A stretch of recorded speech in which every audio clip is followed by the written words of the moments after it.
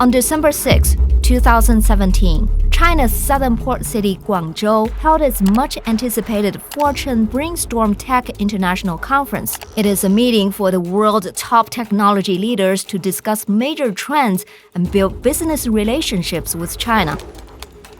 5 of China's Politburo members attended the meeting and gave speeches. Also there was DocuSign's then CEO Keith Krach on his way to building a $40 billion global powerhouse.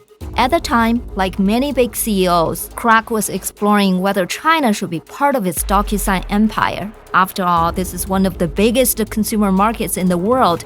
However, the conference had an unexpected impact on Mr. Krach.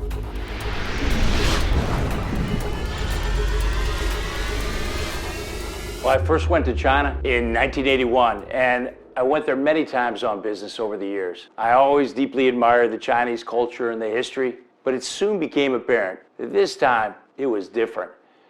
I could see the overt propaganda of the Chinese Communist Party and an aggression that forebode a new set of rules were at play. And it was the first time I saw their drone swarm technology and heard about the One Belt, One Road.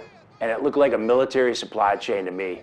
The guys with the best technology win the war. These guys were catching up. And if the CCP has malign intentions, then the US and our allies, we're going to be caught flat-footed.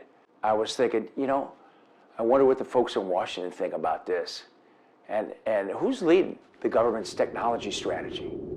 Mr. Krach returned home without forming a joint venture in China. Instead, he felt he needed to share firsthand with the officials in Washington, D.C. what he had seen and to see if the U.S. and its allies had a plan. He flew the following week to D.C. I went out to Washington. I just wanted to see if they knew what was going on. And I told him what I saw. And he goes, have you ever thought about serving your country? And my response was, that's a dream I never knew I had. He goes, can you move? I go, I can move anywhere in the world.